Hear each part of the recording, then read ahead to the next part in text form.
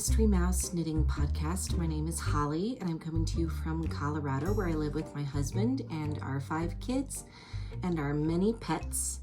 And this is episode 10. Today is July 25th, 2022, and it's Monday, and I'm so excited to get to share with you what I've been working on and some plans I have. I've got book talk today, some book haul, a little bit of other stuff that I've been given or purchased, and I just want to tell you about my knitting and crochet and the things that I'm working on. So first of all, I have a lot of new viewers from the last episode because Knitty McPurley mentioned my podcast in her podcast. So I wanted to say thank you to her. Thank you, Devin, and welcome to all of my new viewers. I also got a shout out a long time ago from Fernanda of Little Monkeys and Me knitting podcast, and so I wanted to thank her too. And those are 2 great podcasts. I will link to them below. The Little Monkeys and Me podcast with Fernanda and the Knitty McPurley podcast with Devin. So thank you so much for coming over and checking out my podcast, and I hope you enjoy our time together. All right, well, anyway, so I actually made notes. So I want to talk, first of all, I don't have any FOs from things that I've been working on, but I can talk about this. This is an old FO. This is another Tenya, or Tegna. It looks like Tegna, but I think it's Tenya, by Caitlin Hunter, Boylan Knitworks. And I knit this in a fingering weight held together with a sequin yarn. And I love how it turned out. I wear this for church a lot or for special like occasions, and it's really pretty. I actually made a size smaller than my red one, so I made it more cropped. And I think the lace shows up really nice. I will say that with the sequins, it's a little scratchy, but if you're willing to suffer a little bit for fashion, it's not too bad. So I have 2 Tenyas. One I wore a couple episodes ago that's red, and then this one, this emerald green one. Those are my favorite colors, my 2 favorite colors. And I really do like this pattern. I find it really looks nice with high-waisted skirts or dresses, and I wear them to church a lot. So I think I need to make some more. So that's my really only FO. But let me show you my whips, some of which are old and still exciting to me, but some of which are new. First, let me show you my Beauty and the Beast pullover. I finally am making some progress on this. Let me tell you, it's slow going. Please be kind. But I'm getting there. If you remember last time, I had ripped out my entire clock face because I didn't like how it was looking, and I've redone it. And this is where I am. I have added a clock body because I wanted him to look like he does in the movie as a mantle clock.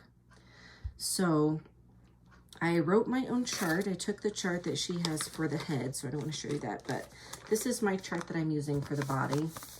Those things that are X'd out or crossed I'm not using, so I kind of just worked in it as I went down. So I am on the row that's the top of the pendulum. I think I finished it. So I think the next row is the bottom of the pendulum, and then I just have 3 more rows, and then, well, so 4 rows total. Then he's done, which is great because what's made this so slow is a lot of times all of the time right now, there's 3 colors because I'm doing brown for his body, gold for the pendulum, and blue for the background. So, and there was one row in here where it was a different color every time. It was like blue, gold, blue, brown, gold, blue. You know, it was different every stitch, and that row took forever. It took at least 2 hours just to do that row or that round. But it's going faster now. There's like a couple places in this round where there's like 3 stitches in a row, same color. So it's going faster. And after this round, there will only be 2 colors, and that will seem like simple after all this. So this is the Beauty and the Beast pullover by Megan Reagan. This is available in the Knitting Disney book, which is a really beautiful book. I recommend. So I'm really looking forward to getting done with him. And then I'm going to split for the sleeves after, like, I knit one plain round after his little feet. And then I'm going to do the Mrs. Potts on just the body. She is my favorite Disney character of all time. I always wear Mrs. Potts earrings. I wear these every day right now. And so I want to change her chart also because she's real small. She's the same size as Chip in the thing, and then they have like a heart. So her chart's actually bigger, but they have like a teapot heart. And so I think I want to fill up that area with teapot if I can. Figure that out. What is this string? So I'm going to do that. And I'm very excited to get to that because there will be a lot less stitches having taken off the sleeve stitches. So I'm so glad. I'm never going to take that sweater off when I get it done. I'm going to wear that thing every day. Like, it's so soft because I'm knitting it with Stroll fingering, which is very soft and kind of a little pilly sock yarn from Knit Picks, but it's very soft and it's just going to be really comfortable. So I know I'm going to wear it all the time.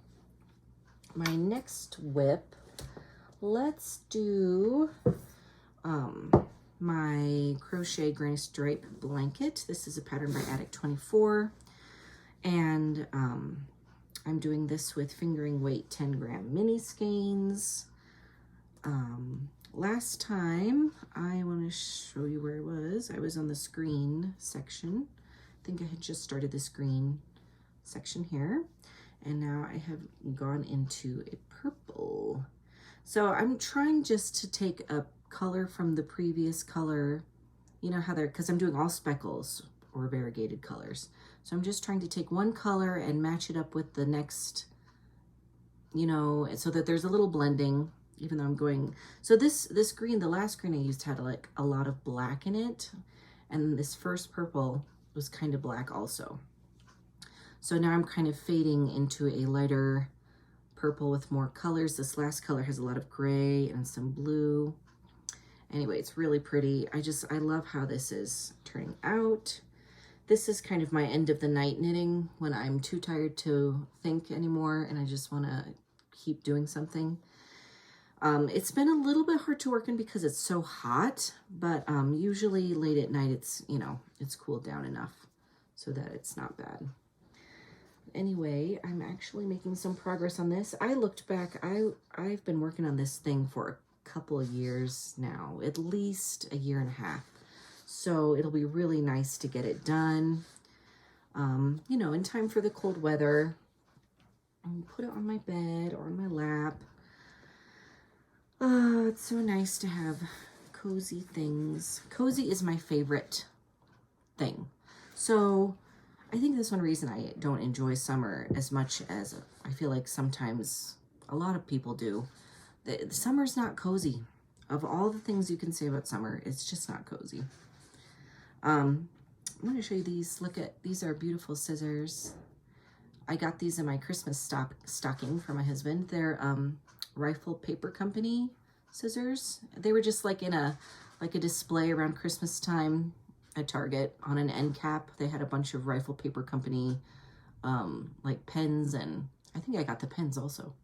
But they're really nice. They're real heavy duty and sharp, and the handle is metal also. So I have those in here for when I need to snip my magic knot ends.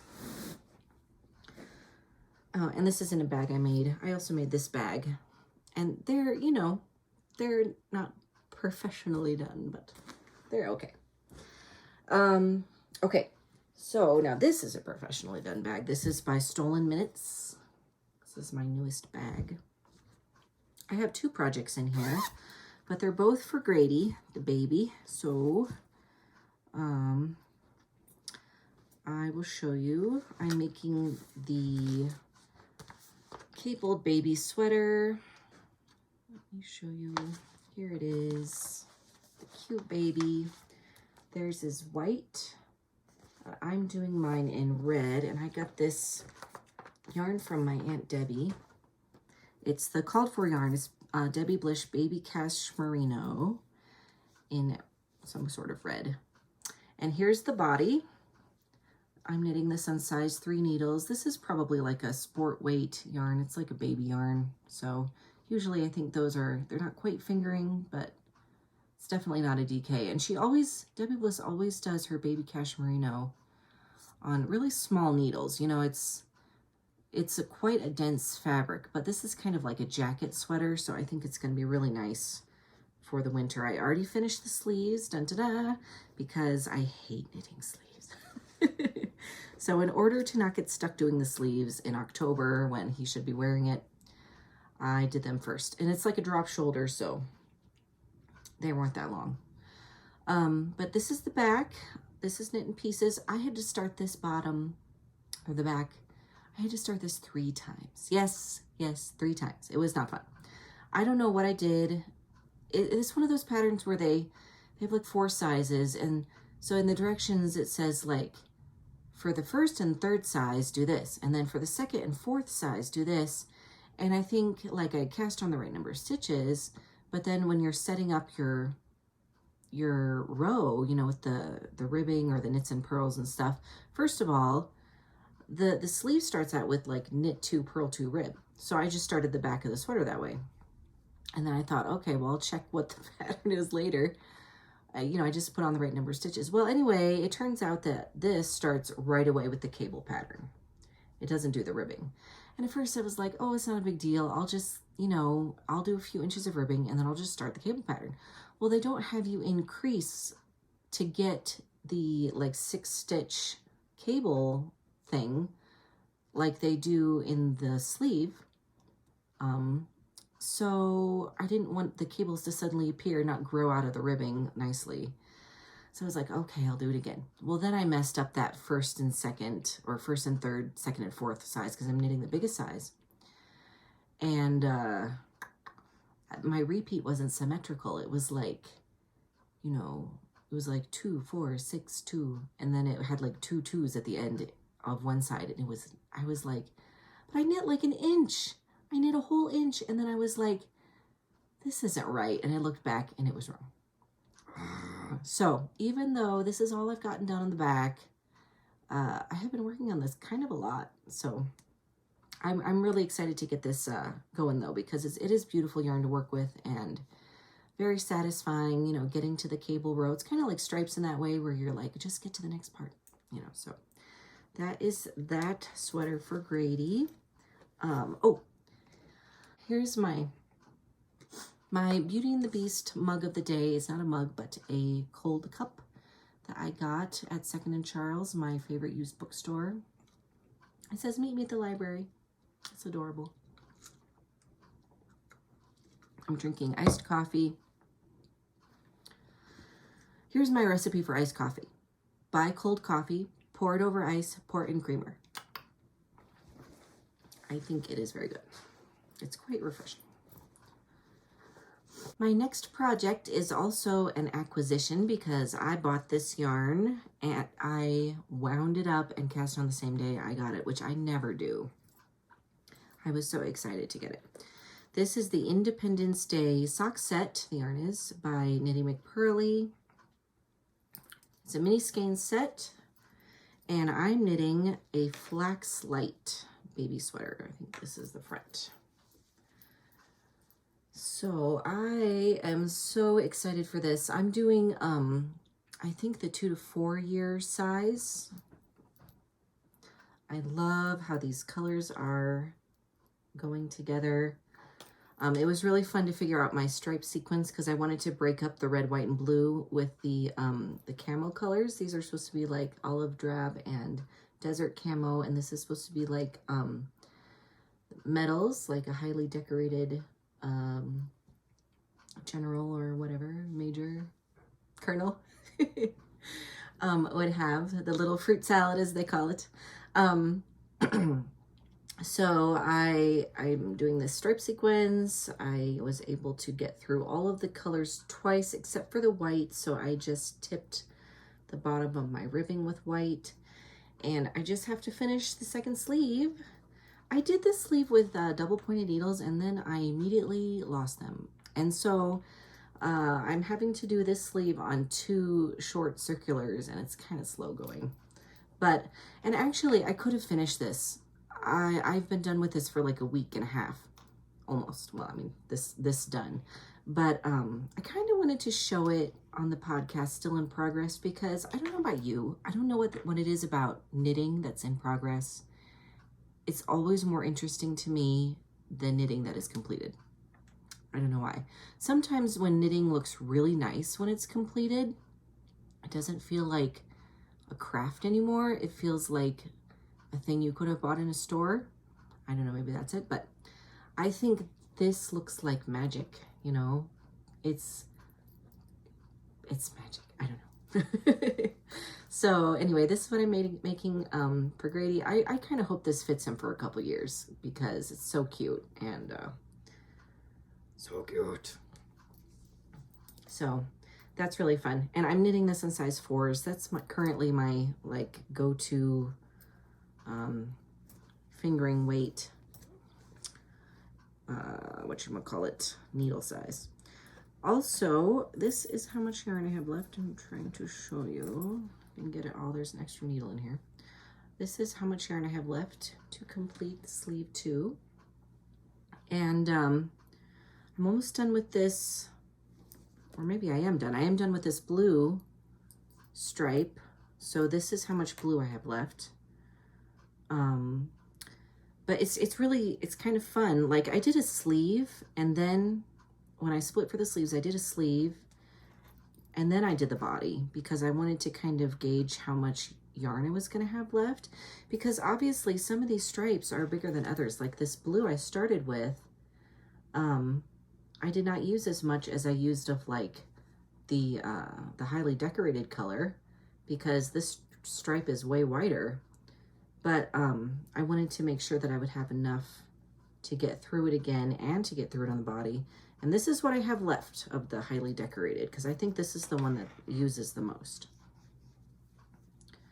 And I think I'll have enough, because by the time I get down to here to use it, you've done quite a few sleeve decreases. There's my hair. My hair gets everywhere.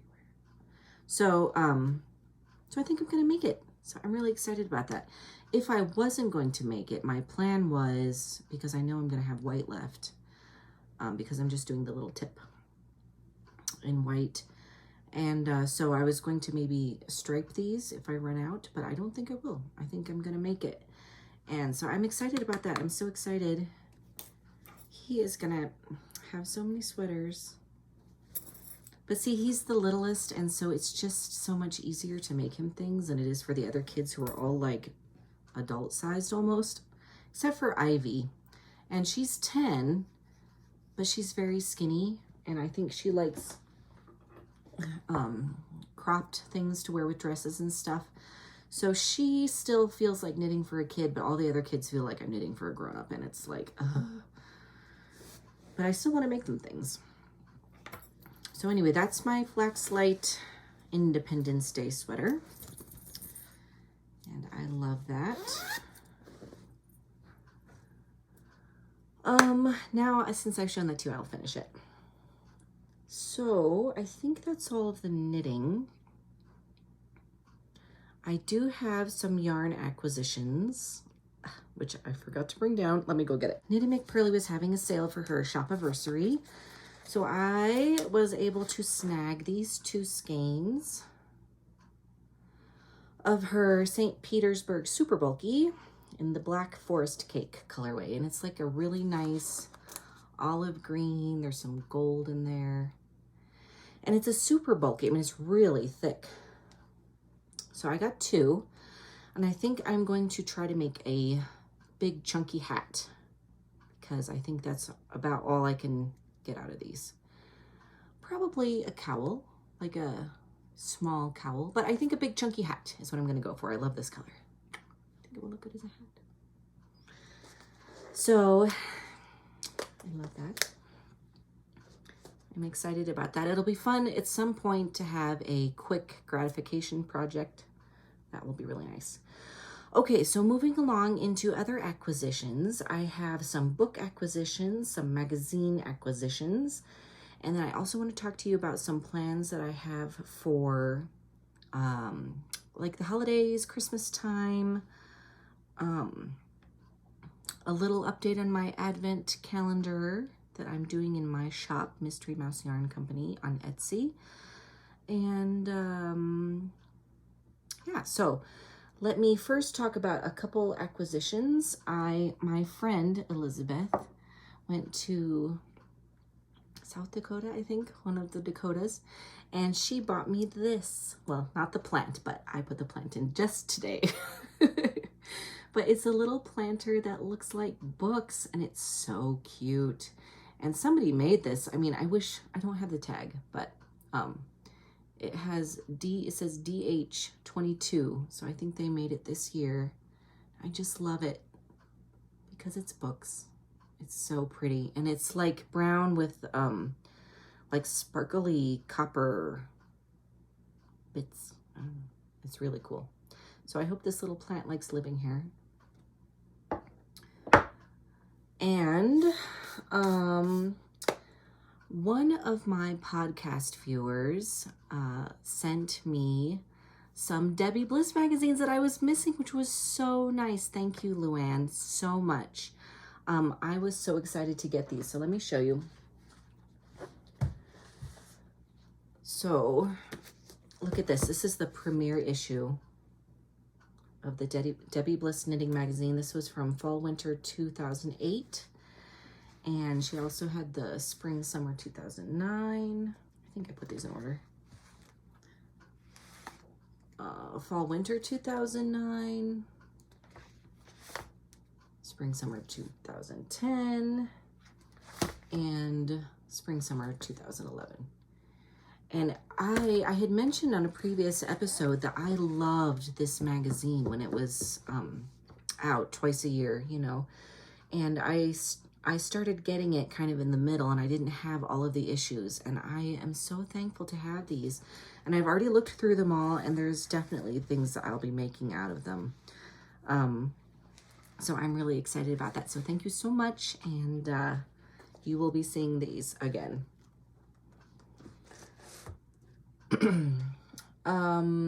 Okay, and then there is 2 knitting books that I bought for myself.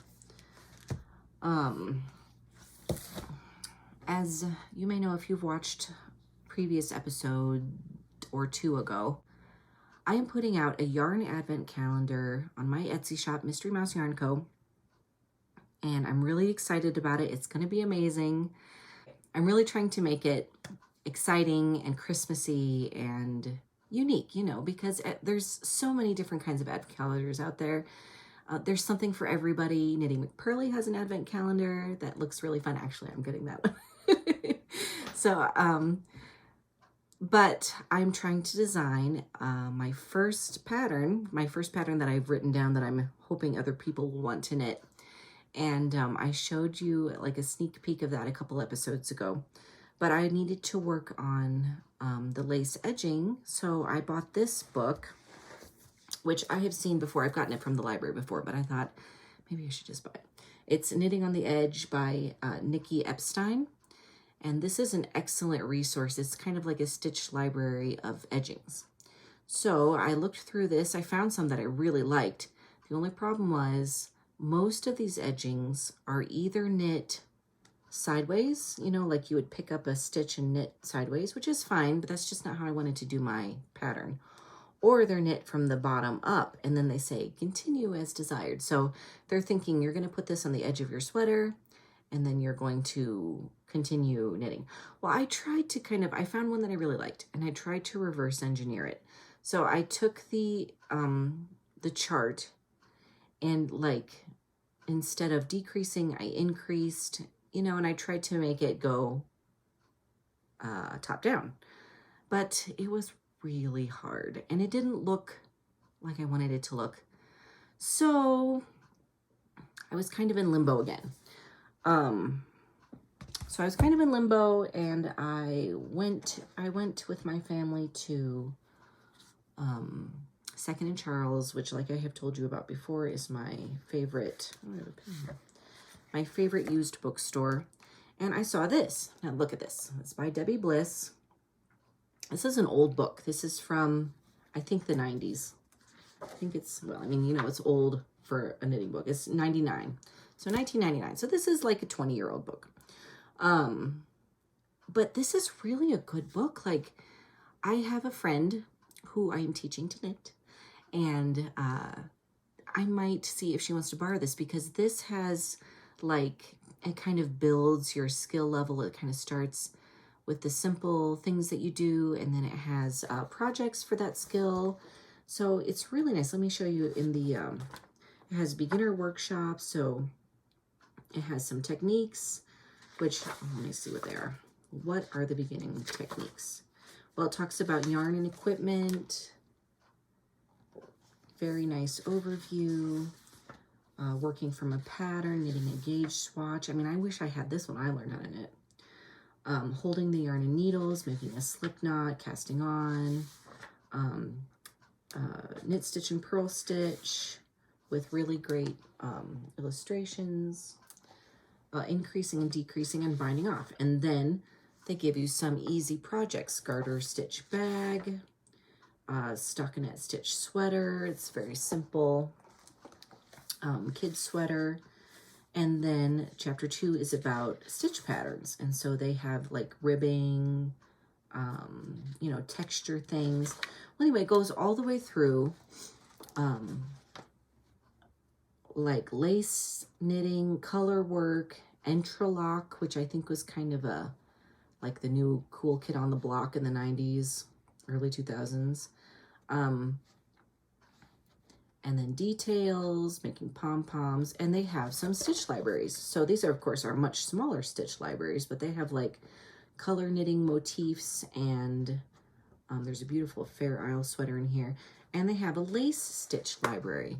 And I found exactly, pretty much exactly what I was looking for in this small, tiny stitch library. And I was so happy and so thankful. So I was able to knit my sample for the edging that I wanted, and I am hopefully today I'm going to email a tech editor that I was referred to and try to get that on the ball. And I have a couple people who've said that they would like to sample, what's that called? Test knit. I have a couple people that have said they would like to test knit this for me. If you would like to test knit this for me, please let me know. It's going to be a long rectangle. At first just garter stitch, and then you pick up and knit the border around. So please let me know. I can send you the pattern pretty much right away, because even though the tech editor hasn't looked at it yet, the part I'm mostly worried about is at the end with the lace border, so you can get started on the easy part, which I am not worried about having messed up. So please just comment down below. You can also message me on Instagram. I'm Mystery Mouse. Am I Mystery Mouse Knitting or Mystery Mouse Yarn? Well, you should be able to find me, Mystery Mouse, on Instagram.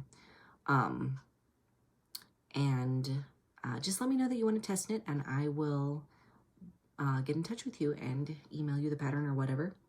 And that would be great. That would be very helpful. Mostly I want to know that people can knit this without running out of yarn, and that the pattern makes sense. So, all right. So I want to talk about what I've been reading really quick. Oh, before I finish, I'm just going to show you the back real quick, because someone asked to see the back of the embroidery. So this is what it looks like on the front, where I did the embroidery. I have it on the top and the bottom. This is on the front. And on the back, I haven't woven any of my ends in. This is what it looks like on the back. Now, you, of course, could finish this in a totally different way. I was even thinking you could, instead of just sewing lines on top, which I did very quickly. I mean, I did this little sample in like 5 minutes, maybe 10 minutes. So of course it would take longer, but you can do as much or as little as you want. You could do every book like I did, or you could pick and choose, do every other book, just do a book every once in a while, you know, with some accents. I really like this, but I kind of like crazy things sometimes. So, I mean, look at these sparkles. So it's totally up to you, of course, as the maker. The beauty of making your own thing is that you can make it however you want. But I was even thinking you could surface crochet, and I might eventually try that and put out a little tutorial about that. That would be cool, because that would look very polished and finished.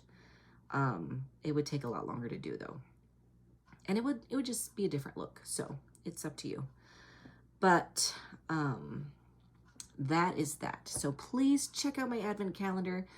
Unless you're test knitting, this pattern is going to be exclusive to the advent calendar, at least through the end of the year, you know, after Christmas. So I probably will release it in January or February of next year, if everything goes okay. So, but I'm really excited about that, and I have some other plans in the future for related things. So now what I've been reading, I finally finished, and I have been very busy, so my reading has been like down the drain, but I finally finished this book from the library, Hercule Poirot, the complete short stories. And I wanted to read you something because, of course, I've read most of these before, but never all at once, because they're usually split up into different short story collections, and, you know, not all of them are Hercule and all of that. But I remember, I had to tell you this story. A few years ago, I was going on a trip with my husband. I think we were going to Washington, D.C., because he goes almost every year for a conference there. And so I was all excited. I had downloaded an audiobook, Agatha Christie, of course. I had downloaded an Agatha Christie audiobook, you know, to knit on the plane and in the airport. And so I'm sitting in the airport, DIA, Denver International Airport. It is probably, I think it's the biggest airport in the United States. It's huge, just like acreage wise. And so I'm sitting there, people all around me, whatever. I'm listening to my audiobook in my earbuds, and I'm knitting, of course. I'm knitting away on something. And this is what I heard.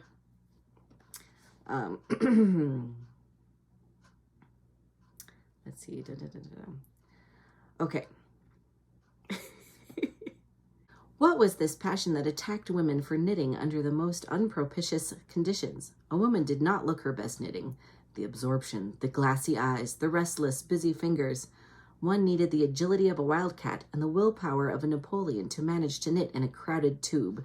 But women managed it. If they succeeded in obtaining a seat, out came a miserable little strip of shrimp pink, and click, click went the pins. Here I am knitting in an airport. And I was like, ah. It was just hilarious. It made me laugh. It didn't make me stop knitting, but that was from the story, The Capture of Cerberus or something. Is that how you say it? I have no idea. Okay, well, anyway, it's from an Agatha Christie short story. I think it's the second to last one in this book. But I think that's hilarious. I think Agatha Christie was a knitter. She has it in there enough so that you know that she knows what she's talking about. And she finds it funny. So I want to talk to you. Oh, now the book that I'm reading. The book that I'm reading now is this. J.R.R. Tolkien. Tales from the Perilous Realm. These are his fairy stories, and I'm right here. As you can see, I put my page down because I'm a terrible dog ear person. I'm in the middle of Leaf by Niggle, and I really like this story. The first couple were a little bit long and kind of sloggy, to be honest. The first story, Roverandum, is about a little dog, and it's super cute. Like, I would like to read that to my kids, I think. And also the second one, Farmer Giles of Ham, is a really cute little story. And it was about a guy who fights a dragon. Well, he kind of intimidates a dragon. It's kind of like the tailor who swats all the flies and says, I killed 7 with 1 blow, and everyone's like, what? And they think he's a big champion. It's kind of like that, but not quite the same. So that was a good story. Then The Adventures of Tom Bombadil was, what was it? It was all poems. It was all poems. And you know how he always has like poems in Lord of the Rings and The Hobbit. And poetry is just not as common of a thing anymore. Like, I've noticed though with poetry, you know, they use a lot of words that we don't know. They're just like rare words to us, especially nowadays. And it's easy to get bogged down. And for me, if I have a tendency to bog down, I find that it's helpful to read faster instead of slower. Like, don't read carefully, read quickly. And your brain sort of puts things together for you so that you may not understand the deepest meaning of every word, but you get the gist. And I think that that's very helpful sometimes if you feel like, oh, I just can't get through this. Read it quickly, and you'll be surprised how your eyes and your brain will work together to make sense of what you're reading. It's really interesting to me. So there were a lot of poems, and I read through them all, and they were interesting. They were very like pre-Lord of the Rings, I would say, pre-Hobbit. Then Smith of Wootton Major was a really beautiful story. And he has there in this book, in this copy of this book, there's these beautiful like pencil illustrations. I'll have to find another one for you. They're kind of hard to see because they're very low contrast. But that was a beautiful story about a guy who, when he's a child at a party, you know how they always put stuff in their, like puddings and stuff? Well, they put stuff in their cakes, little trinkets and things to find. And one of the things they put in this cake was like a magical star, and he swallowed it. And it made him like a magical person who could cross over into fairy, the realm, and travel there. And he, like, everything he did was beautiful. It was a beautiful story. I really enjoyed that one. Then the next one was This Leaf by Niggle. And here's another illustration. This is just a tree. But this one is beautiful. And I remember they talked about it in the introduction, how it was kind of like, it was like the author trying to express how you want to work, but then life happens and you feel like there's this life's work you have to do and you're afraid you won't get it done and you're just going around the edges of it. And I don't know, I really like this one, and I got interrupted and I haven't picked it back up. But actually that's the last story in there. So I have like 2 more pages to read. No, okay, maybe 5 or 6, but then I will be done with this book because there's a huge appendix in the back that I didn't notice. Why is there a huge appendix? Oh, on fairy stories. Oh, then there's like a, oh, how interesting. Well, I'll probably read that too. Well, anyway, so I'm really enjoying this. I really need to get through it. My boys, my 2 older boys, are away at camp this week, and we had VBS last week, so that was a lot of work and like different kind of days. And so I'm kind of hoping things will be a little calmer this week, because I got some stuff I gotta get done. Now, I wanted to talk to you about some making that I have planned for the holidays.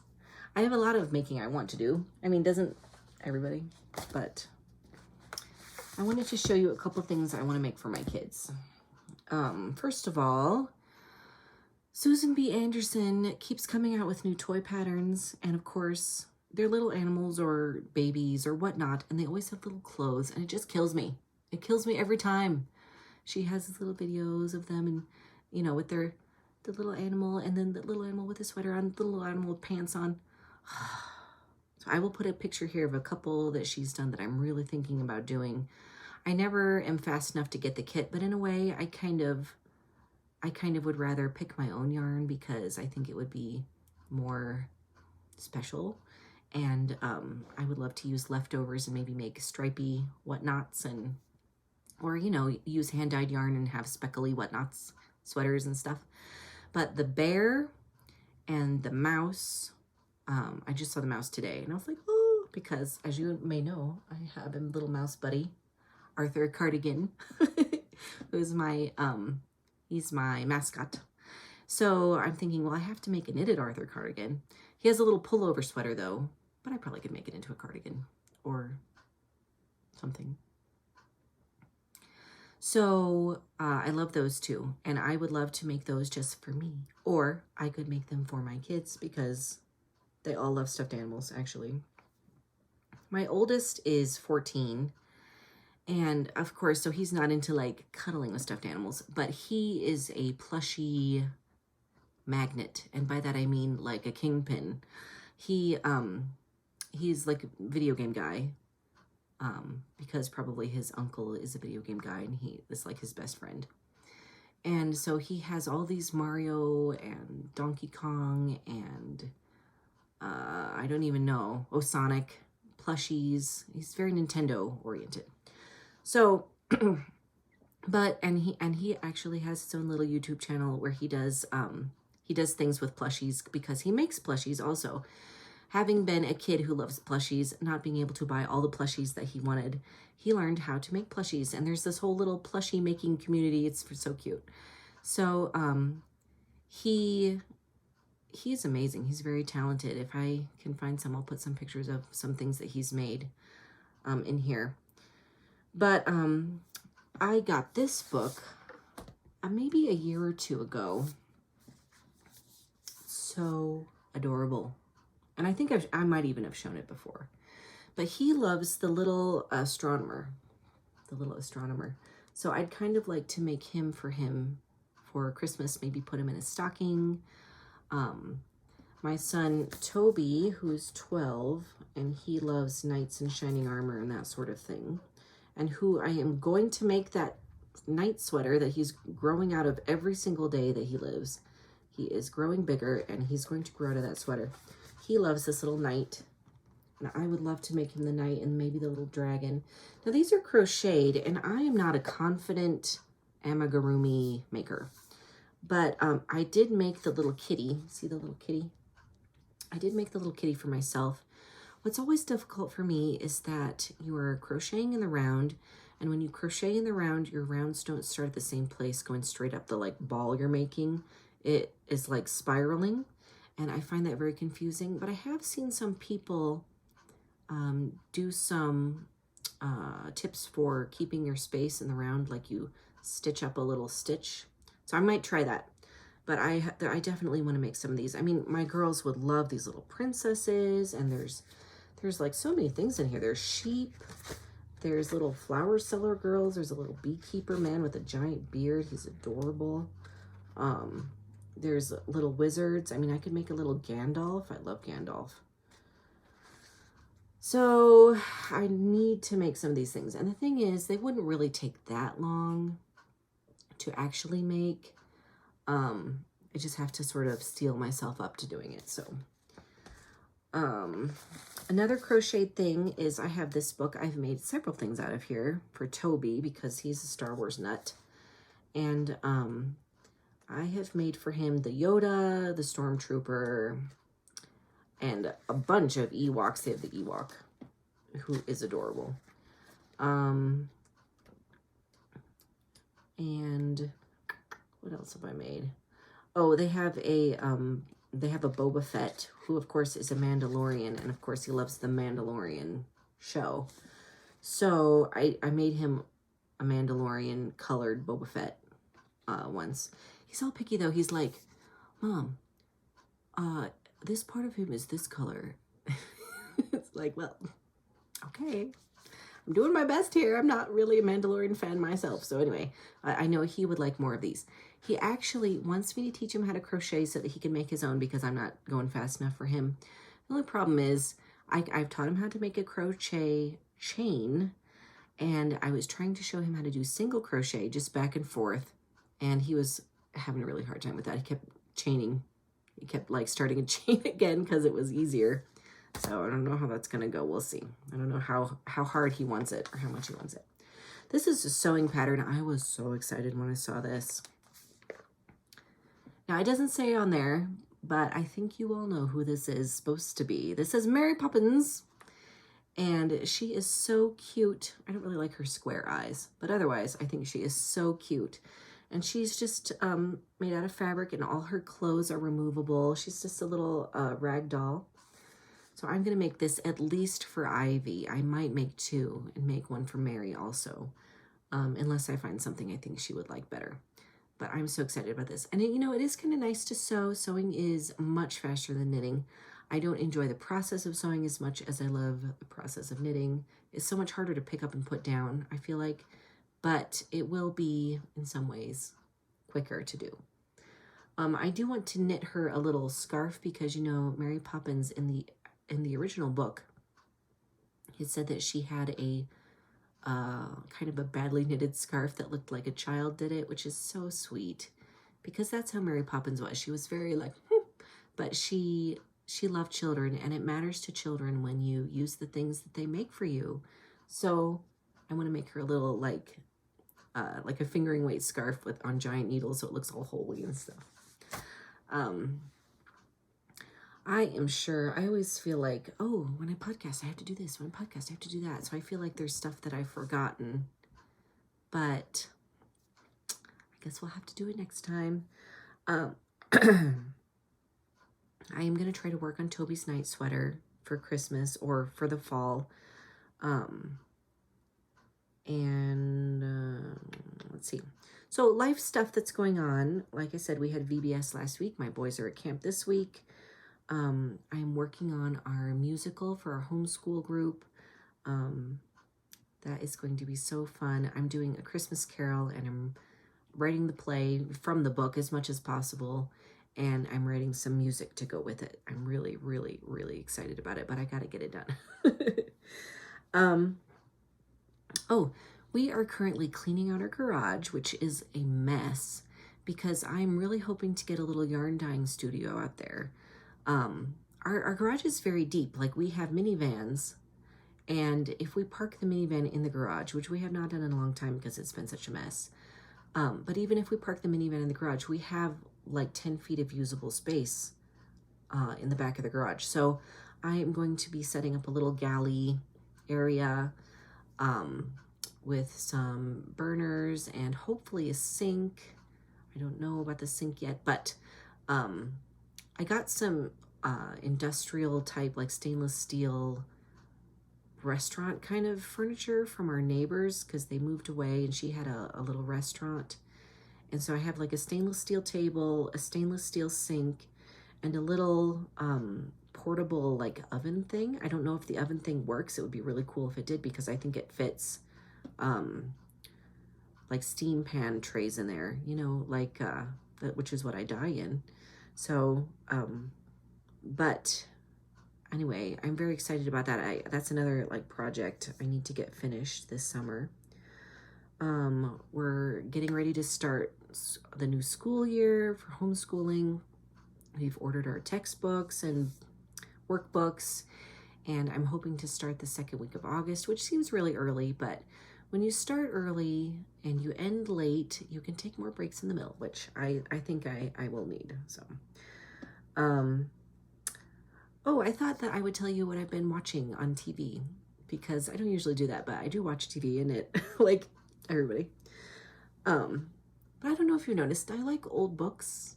I almost exclusively read old books, and I also like old TV. So I've been watching, and I like old British things because it's almost all of the books I read are also British. But I have been watching Last of the Summer Wine, which is an old British show, and it has Peter Sallis in it. Peter Sallis is my favorite. He's the voice of Wallace and Wallace and Gromit, and he's just like the cutest little old man. My kids call it Old People, the show, because they're like, what are you watching, Old People, the show? They're so funny.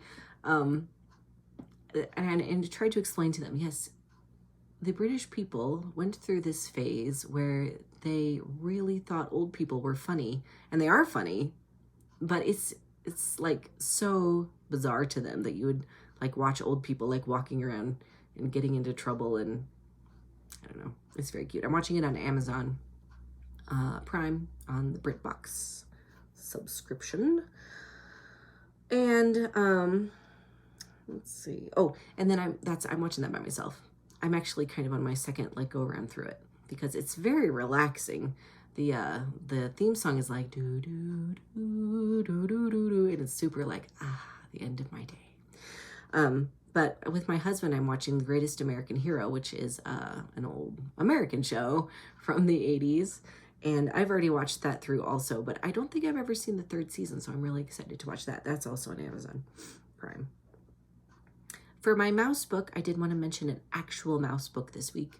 One of my viewers mentioned the series Tum Tum and Nutmeg, which I had never heard of, but I looked it up. It's by, I wrote it down. It's by Emily Byrne, Bearn, and it looks so cute, and I'd really like to get my hands on it, but I looked it up, and it looks like the first book, at least, is going to be hard to find. So if you guys know where I can find that, please let me know, because I'd really like to get that. It looks really cute. I love just the way the covers look, and there's a whole bunch of them. So I definitely want to check that out.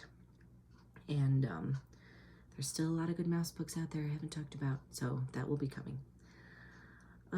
But right now, I think that is all that I have to talk about. As far as future knitting plans for me, I did buy also recently a couple Knitty McPurley patterns that I am going to knit, including the Hepburn sweater, which is a fingering weight top-down raglan. And I just have to figure out what kind of yarn I want to knit that with. I have a couple ideas, but I just have to settle on something. And then also I have her Fawcett crop pattern, which is a DK short sleeve cropped sweater, which looks really fun to knit. And so I also have to find some yarn for that and figure that out, because I would probably have plenty of time to wear that still. It looks like it would be a pretty fast knit.